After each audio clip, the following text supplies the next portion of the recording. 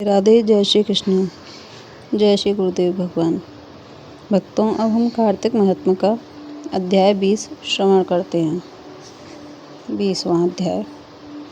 तब राजा पृथु ने पूछा कि हे देव ऋषि, इसके पश्चात युद्ध में क्या हुआ तथा वह दैत्य कैसे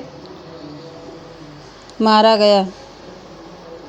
कृपा करके उस कथा को मुझसे कहो। नारद जी ने कहा कि जब गिरिजा वहाँ अदृश्य हो गई और गंधर्वी माया में ही विलीन हो गई, तब भगवान वृषध्वज चैतन्य हो गए। उन्होंने लौकिकता व्यक्त करते हुए बड़ा क्रोध किया और फिर भगवान शंकर जलंधर से युद्ध करने लगे। जलंधर शंकर के बाणों को काटने लगा, परंतु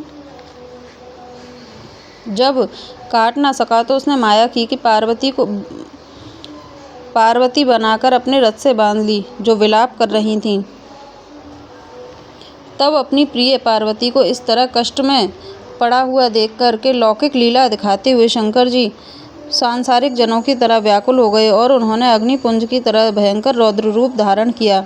उनके रौद्र रूप को देखकर कोई भी दैत्य उनके सामने खड़ा होने में समर्थ ना हो सका। यहाँ तक कि शुंभ निशुंभ भी युद्ध में स्थित होने को समर्थ ना हो सके। जलंधर की सारी माया क्षण भर में नष्ट हो गई।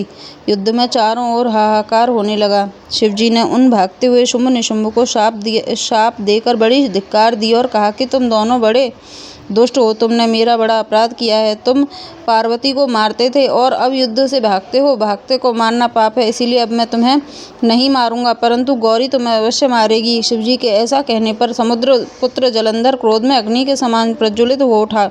उसने शिवजी पर घोर बाण वर्षा करके धरती पर अंधकार कर दिया। तब उस दैत्य की ऐसी चेष्टा देखकर भगवान शंकर जी बड़े क्रोधित हुए तथा उन्होंने अपने बनाए हुए सुदर्शन चक्र को चलाकर उसका सिर काट लिया।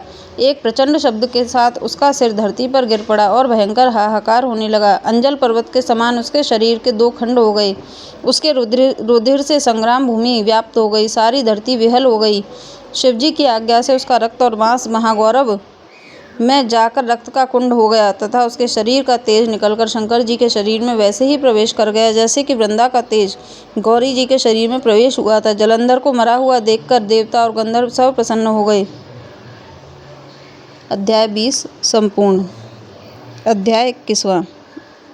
अब ब्रह्मा आदि देवताओं ने नतमस्तक होकर शंकर जी की बड़ी स्तुति की और कहा कि हे प्रभु, आप प्रकृति से परिपार ब्रह्म और परमेश्वर हैं। आप निर्गुण निर्विकार व सबके ईश्वर होकर भी नित्य अनेक प्रकार के कर्मों को करते हैं। हे शंकर जी, हम सब ब्रह्मा आदि सब देवता आपके दास हैं। हे देवेश, हे शिवजी, आप प्रसन्न होकर हमारी रक्षा कीजिए। हे नाथ, हम आपकी प्रजा हैं तथा सदा आपकी शरण में रहते हैं। राजा पृथु से नारद जी ने कहा कि जब इस प्रकार ब्रह्मा आदि सब देवता और मुनियों ने शिवजी की अनेक प्रकार से स्तुति करके उनके चरण कमलों का ध्यान किया, तब उसे देवताओं को वर देकर शिवजी वहीं पर अंतर्ध्यान हो गए। पश्चात शिवजी का यश गाते हुए सब देवता प्रसन्न होकर अपने अपने स्थान को चले गए। महेशाख्यान से जलंधर का यह युद्ध चरित्र बड़ा पुण्यप्रद और सब पापों का नाश करने वाला है। यह सब सुखदायक और महेश को भी आनंददायक है। जो इन दोनों आख्यानों को पढ़ेगा और सुनेगा, वह सुखों को भोगकर अंत में अमर पद को पाएगा। बोलो ठाकुर जी महाराज की जय। जय जय श्री राधे। जय जय श्री कृष्ण। अब भक्तों, कल मैं आपको 22वां और 23वां अध्याय श्रवण कराऊंगी। राधे राधे।